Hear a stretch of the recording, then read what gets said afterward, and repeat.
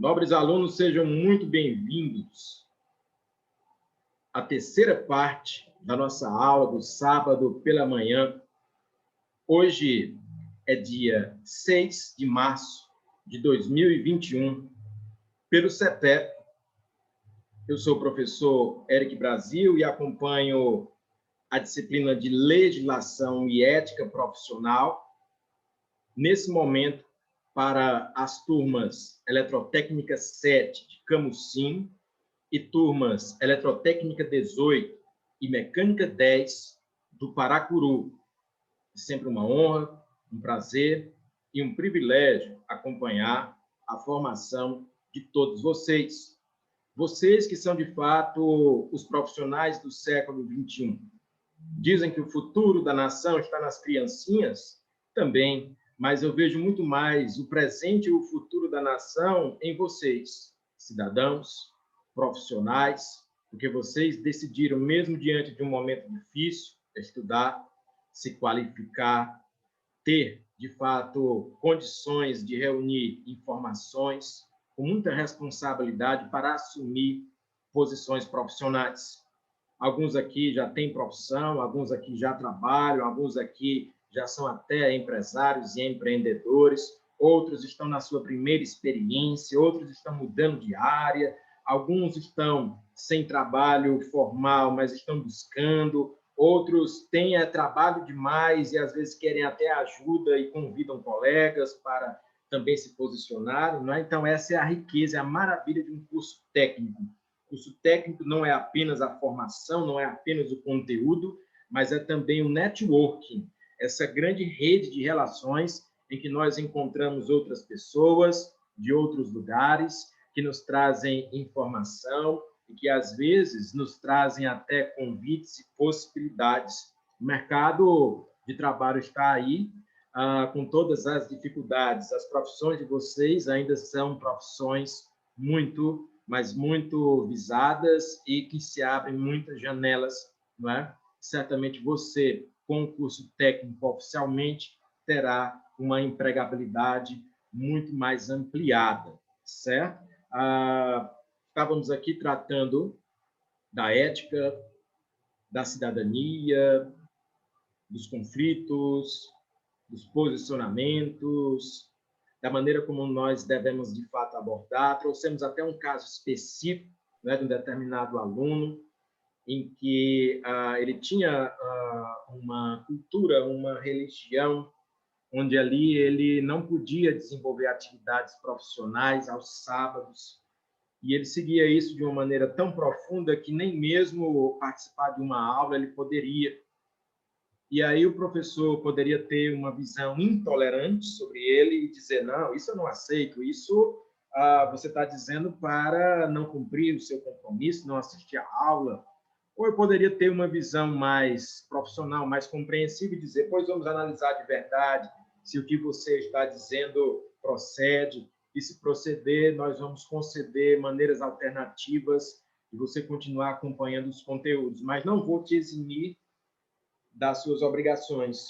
Você vai fazer as suas obrigações, você vai cumprir os seus estudos e vai fazer seus exercícios e atividades, porém, de uma forma adaptada, não é? E aí, no caso que eu estava comentando, o colega ele tinha uma religião chamada religião judaica, né? Não são apenas os judeus, existem outras denominações religiosas que prezam muito pelo dia do sábado, não é? Os adventistas também têm essas práticas e outras denominações. E no caso desse nosso aluno que tinha a religião judaica, eu sabia que, de fato, ele precisava respeitar essa condição. E eu tive o interesse de fazer uma visita, na época que ainda não estava na pandemia, a um líder judeu, não é? Porque, de fato, nem todos conhecem essa religião, muito embora ela seja pronunciada, ela seja comentada, mas nem sempre nós conhecemos os detalhes. E fui conhecer um líder judeu justamente para conhecer os detalhes, já que sou professor de ética também. E lá, ele disse, Eric, vou te receber, mas eu vou te receber no domingo. Sábado eu não posso te receber. E eu entendi. No domingo eu fui até a residência dele, e ele tem um título importante dentro do judaísmo, e eu fiz algumas perguntas para ele. E ele me explicou que tem alguns atos que são, de fato, diferenciados. Por exemplo, o judeu ele tem uma dieta diferenciada, chamada dieta kasher. Ele não pode comer carne de porco, ele não pode comer camarão, ele não pode misturar carne com leite. E isso não é frescura, isso é uma tradição que, de verdade, de fato, ele segue, e aqueles que são, de fato, nascidos naquela religião e que exercitam aquela religião procuram seguir, certo? E aí, isso fez vamos dizer, lançou aí a necessidade de um bate-papo, não é? Uma discussão positiva, respeitosa, certo? Nós conversamos bastante. Aí tocamos também nesse caso do dia do sábado, que eles chamam de dia do Senhor. Legal, é verdadeiro, procede. E eu, como sou um pesquisador, professor, curioso, fiz uma provocação para o líder judeu, uma provocação no bom sentido, respeitosamente, mas eu fiz uma pergunta bem difícil para ele. Eu perguntei assim, Rabino, porque é o título dele. O senhor tem filhos? Ele disse, tenho. Rabino, se um dos seus filhos estivesse muito doente e no ambiente da sua casa, da sua comunidade, só tivesse a seguinte alimentação: camarão, carne de porco e estrogonofe, que é a carne com leite, né? Que tem ali um preparado que leva leite. E aí? Se só tivesse isso para comer, o senhor daria essa alimentação para o seu filho ou deixaria ele passar fome? Isso é um dilema ético. Entenda que é uma situação difícil. Veja a tradição. O judeu, tradicionalmente, não pode comer carne de porco, não pode comer camarão, não pode misturar carne com leite, porque essa é uma dieta tradicional que eles seguem desde os tempos de Moisés, né?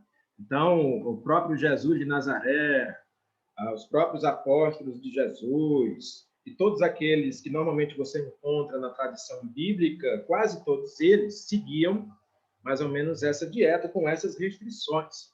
Então, eu sei que Paulo de Tarso, Pedro e todos os outros normalmente não seguiam a mesma alimentação que nós consideramos normal aqui no Brasil, por exemplo, certo? E aí ele ficou pensativo, esse líder judeu, com esse dilema ético. E ele me respondeu categoricamente, depois de alguns segundos raciocinando: Eric, eu daria camarão, carne de porco e a carne com leite para o meu filho, sim. Aí eu perguntei, mas Rabino, não é proibido? É.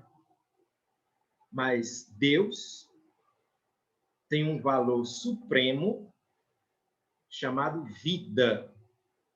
Na interpretação dele, Rabino, o valor mais importante da religião judaica, não só da religião judaica, da religião cristã, da religião católica, da religião evangélica e da maioria das religiões, incluindo a religião islâmica, né? É a vida. Pois o Senhor, Deus, o misericordioso, Criador, ele é o Deus da vida. E mesmo que existam outras orientações menores, como, por exemplo, orientações a respeito de comportamentos, ou a respeito da dieta a ser seguida, ou orientações culturais, a vida é mais importante do que tudo isso. Então, eu vou colocar na balança, disse o Rabino, o que é mais importante, seguir a regra de Moisés, que dizia para não comer carne de porco,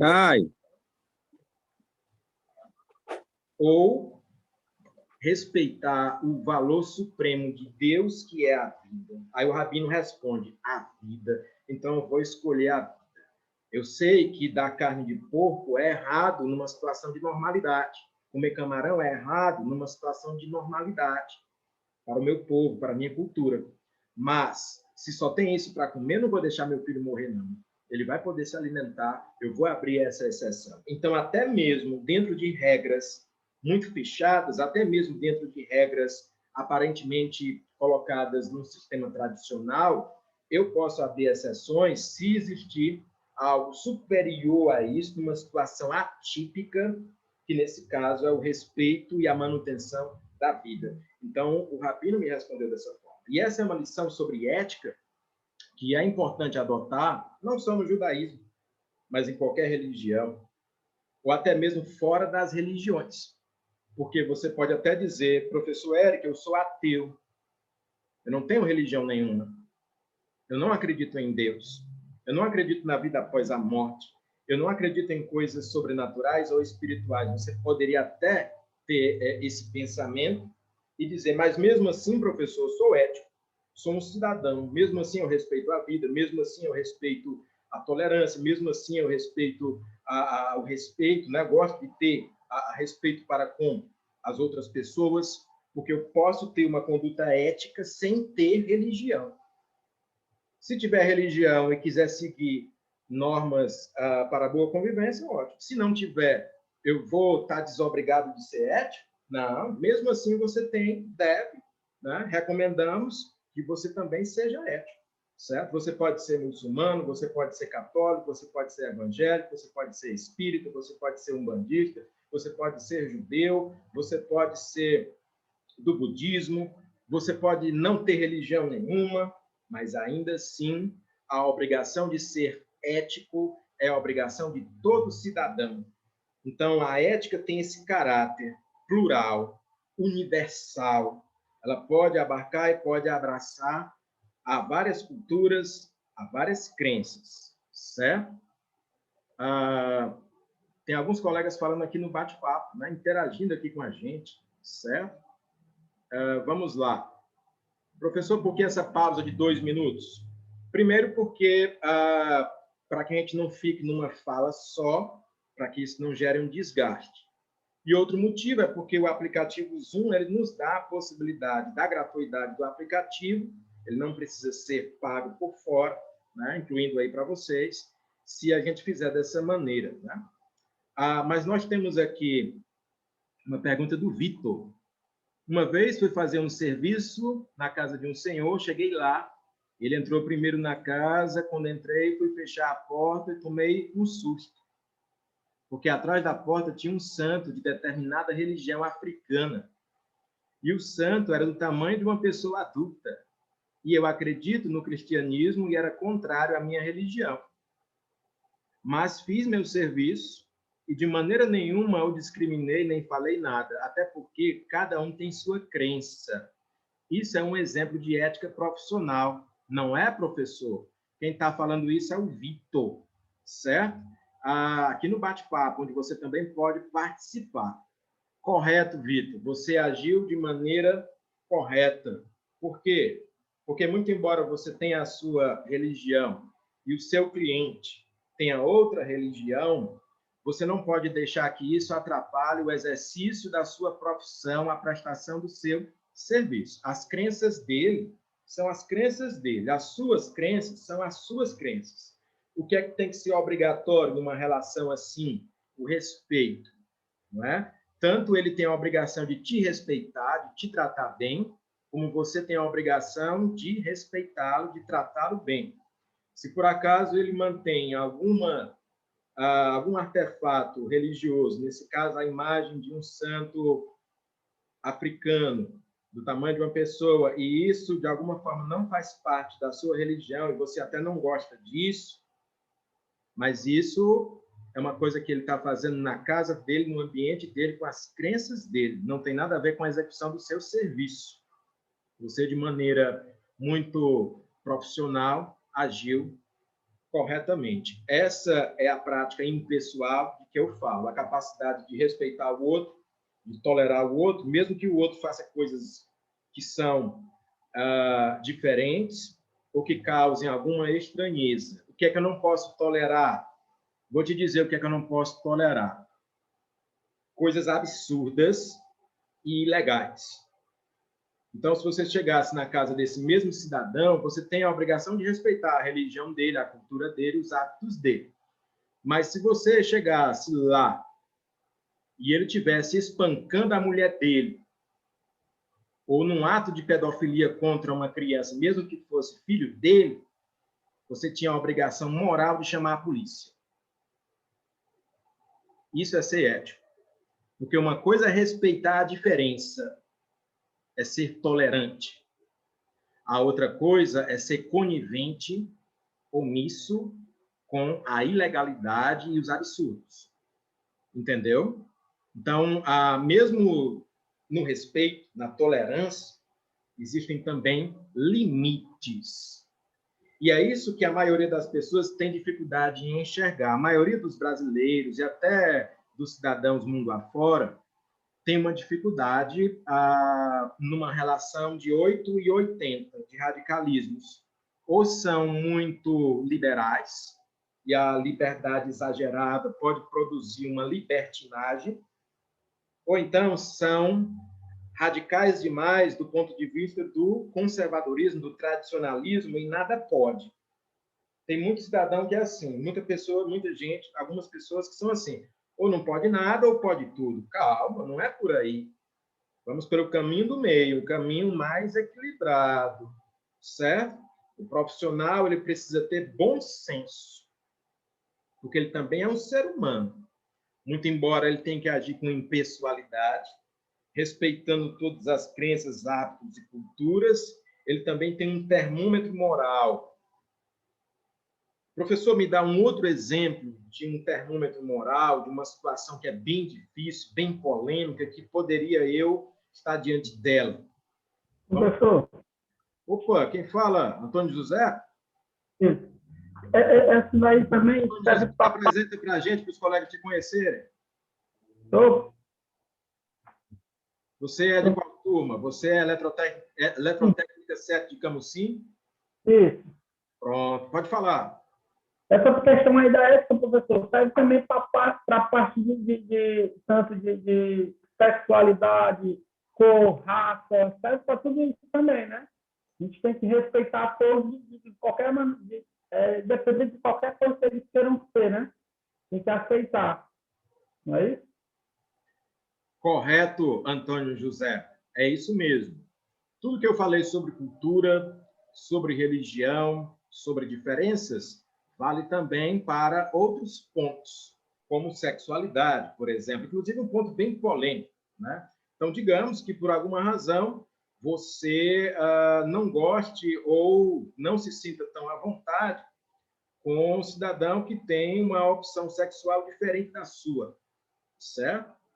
E hoje nós vemos muito essas polêmicas. Mas você é um eletrotécnico, você é um técnico em mecânica, você não está ali para questionar a sexualidade do seu cliente ou do usuário do sistema ou de alguém com quem você precisa interagir, não é? Então você precisa respeitar, porque não se trata ali a temática de sexualidade, se trata de a prestação de um serviço, de um cliente como todos os outros, muito embora ele tenha uma opinião diferente da sua, um comportamento diferente do seu, mas isso nada tem a ver com o serviço que foi contratado, que foi prestado, que deve ser exercido e executado. Isso é ser ético, Antônio José. Pessoalmente, eu posso ter a minha opinião, mas a minha opinião não pode ser suplantada a ponto de atrapalhar o exercício da minha prestação de serviço, o exercício da minha profissão, a não ser em casos declaradamente absurdos, ilegais, ou em que a vida esteja em risco. O professor me dá um exemplo de uma situação absurda que pode acontecer comigo. Vou te dar um exemplo aqui. Você, quando trabalha para uma empresa, seja diretamente ou seja como prestador de serviço, você pode e normalmente vai obedecer a ordens do seu supervisor, do seu gerente, do seu diretor. Você vai executar alguma coisa muitas vezes, não é? E digamos que você trabalhe no setor de cortes, não é? De uma concessionária de energia, ou mesmo de uma terceirizada, e você habitualmente faz cortes para aqueles que são inadimplentes com o pagamento. Isso é normal, isso é natural, isso faz parte da sua função. Tranquilo. Só que você recebeu a determinação de cortar, de desligar o fornecimento de energia para um hospital que tem vários leitos de UTI, com vários pacientes entubados, num momento de Covid, de pandemia, e que você sabe que aquele hospital, naquele momento, não tem um gerador, e você vai, e a ordem é efetuar o corte. E aí, você corta ou não corta a energia do hospital? Né? O Márcio Moreira já se pronunciou aí, né? Já disse que não. E aí, você cumpre ou não cumpre a ordem? Negativo. Negativo, disse o Nilson, né? Mas não foi uma ordem, Nilson? Mas é uma ordem obscura, não tem como um negócio desse aí. Tem muita coisa em jogo. Exatamente. Inclusive, professor, aqui em Cambuci teve um caso assim, quando assim começou a pandemia, teve um rapaz aqui que trabalhava na Enel, ele recebeu uma hora de corte para cortar uma luz e ele se recusou e ele foi automaticamente demitido por essa causa. Deu uma polêmica aqui na cidade por causa disso. Olha só, o caso concreto aí que o Nilson Santos fala. Pois é. Então, é por isso que essa matéria, essa disciplina é tão importante estudar a ética. Porque, na normalidade, tem o certo e tem o errado. Tem o legal e tem o ilegal. Tem o moral e tem o imoral. Só que tem alguns casos específicos e pontuais que são bem difíceis, bem polêmicos. E se eu não tiver maturidade, se eu não tiver, de fato, uma conduta que possa me fazer raciocinar eticamente, eu posso cometer absurdos, mesmo cumprindo o meu dever. Certo? Então, assim, qual é a regra? A regra é cumprir ordens.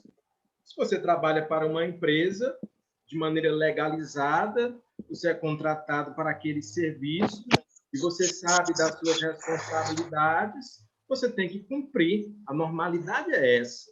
E se você trabalha fazendo cortes, o seu trabalho é, de fato, cortar. Você tem que fazer normal, isso é normal. Porém, se ligue nas exceções. Você não pode ter jamais uma obediência cega. Você deve obedecer. Obedecer é normal. Mas uma obediência cega ou com viseiras é perigosa. Então, se você está diante de uma situação como essa, que o Nilson falou, que nós comentamos, que o Márcio Moreira disse que não faria, porque se você efetuasse o corte ali, você ia matar várias pessoas numa UTI de um hospital, então você deve raciocinar naquele momento e dizer, olha, minha missão é fazer corte, mas isso aqui eu não faço. Porque eu não quero ser responsável pela morte de todas essas pessoas num momento crítico, como a pandemia, e eu sei que, além disso ser contra a vida, de ser errado, de ser equivocado, eu posso ser responsabilizado por isso futuramente. Então, nesse momento, gosto muito da minha empresa, gosto muito do meu patrão, gosto muito do meu chefe. Mas, nesse momento, e por essas razões, não vou cumprir essa ordem nesse ponto. Diga, Márcio. Pode falar, Márcio Moreira. Professor, teve ocorreu um caso desse aí comigo, sabe? Eu estava numa empresa, aí a pessoa queria que eu colocasse uma peça numa determinada máquina, uma correia, colocasse um arame nela e colocasse na máquina novamente. Aí eu disse que não faria, levei até uma advertência por causa disso. Mas foi provado mais na frente que eu não estava errado, sabe? Aí foi retirado minha advertência e foi colocado no meu supervisor. Porque se eu colocasse a correia consertada com arame, se ela quebrasse, poderia matar um pai de família. Aí eu disse que não ia fazer. Aí levei uma advertência por causa disso. Mas, graças a Deus, na frente foi verificado que eu estava certo e o meu supervisor errado, né? Aí tudo voltou ao normal. Ok. Excelente aí o caso, certo? Relatado aí pelo nosso colega Márcio Moreira. Inclusive, as participações aqui costumam pontuar. Né? Os colegas que participam, eles começam a ganhar pontuações. Antes do colega falar... Professor.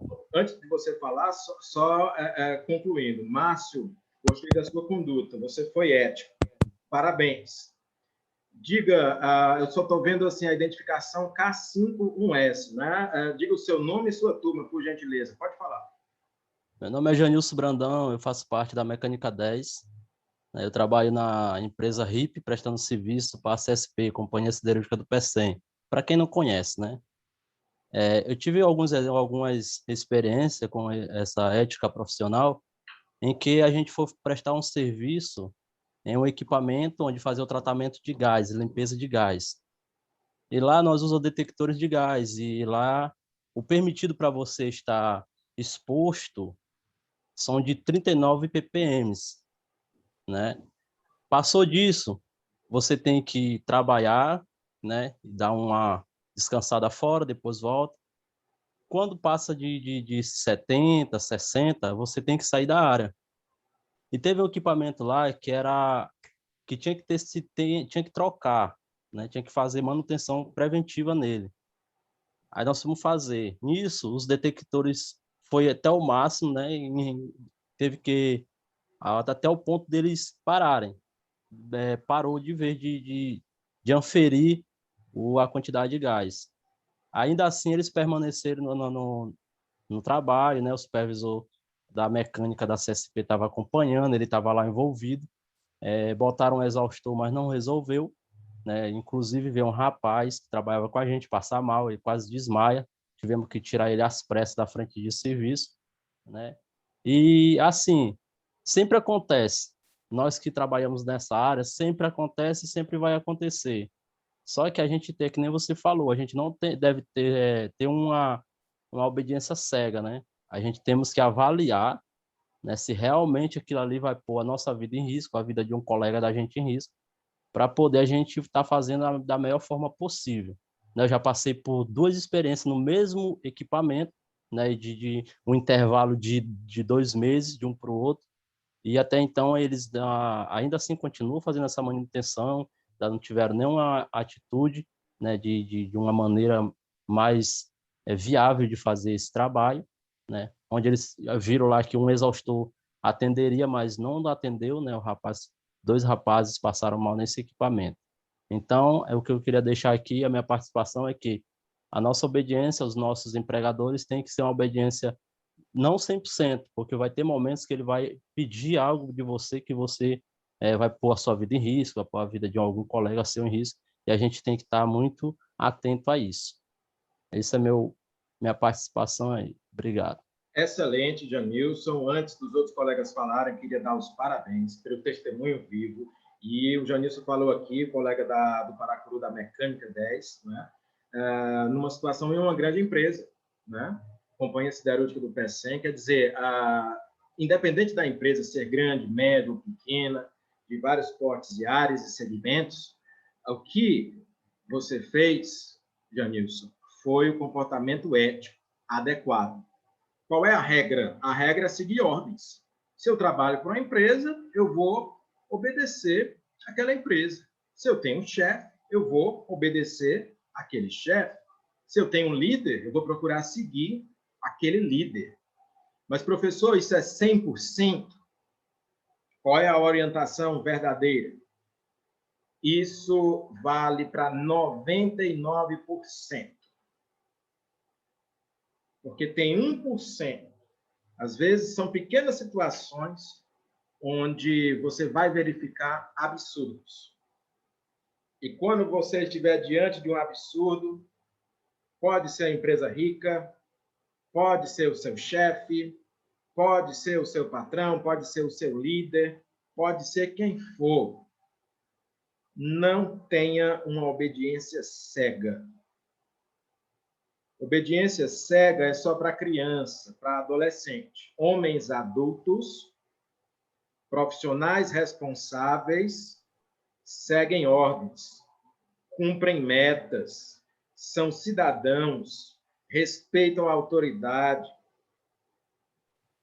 mas, diante dos absurdos, eles questionam, eles se negam e eles não executam um serviço que eles sabem que vai prejudicar outras pessoas, a eles mesmos, e principalmente vai colocar a vida e a saúde das pessoas em risco.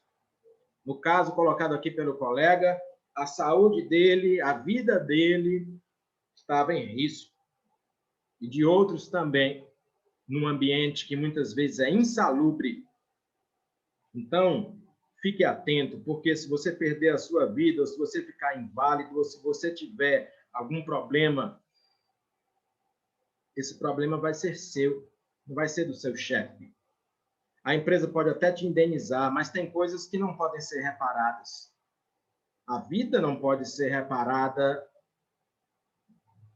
Determinados aspectos da sua saúde não podem ser reparados. Então, tenha bom senso. Lembre-se, obedecer, sim. Seguir a lei, sim. Seguir as normas, sim. Seguir o chefe, sim. Seguir o líder, sim. Obedecer ordens absurdas, não. Esse é o termômetro, e é por isso que é tão importante ter o profissional. Ainda bem que nós não somos máquinas, ainda bem que nós não somos robôs para obedecermos cegamente. Mesmo aqueles que trabalham num serviço que é muito rígido, mesmo esses têm condições de fazer um julgamento ético. Exemplo, digamos que a sua profissão seja de um soldado profissional. Você é um militar em época de guerra. Você está em guerra com uma nação externa que invadiu o país e a sua obrigação é proteger as fronteiras nacionais. E você pode até matar em combate. Pode, isso não é assassinato, não. Isso é a defesa da pátria dentro de um conjunto de regras na guerra. Até mesmo na guerra existe uma legislação e uma ética. Nós vamos falar sobre isso. Você pode matar um soldado armado que invade o seu território se você é um militar profissional? Pode. Se você está no exercício da sua profissão, talvez seja o seu dever. Mas aí, se você receber uma ordem absurda de exterminar uma comunidade de pessoas desarmadas, mesmo que seja do campo inimigo, mas que são pessoas desarmadas, pessoas civis, pessoas que nem militares são, que nem armas possuem, e o seu superior, o seu general, o seu coronel, o seu major, der essa ordem, essa determinação, você como soldado, você como militar, vai cumprir ou não? Isso é um dilema ético também. Então, você pode muito bem dizer, olha, coronel, estou aqui para obedecer às suas ordens. Estou aqui à disposição do Exército. Estou aqui cumprindo a minha missão, honrando a minha pátria, defendendo o meu país, a minha nação e o meu povo. Mas um crime, uma barbárie dessa natureza, eu não vou cometer, porque isso fere até mesmo as regras da guerra. E até mesmo em guerra, existe ética, pode existir um comportamento que é adequado para um soldado cuja profissão é a defesa da pátria. Esses dilemas você observa em países que entram em guerra constantemente. E tem soldados que seguem de maneira não raciocinada as regras dos seus superiores, as ordens dos seus superiores, e tem aqueles que se negam a realizar os absurdos. Ah, professor, mas eu vou ser punido se...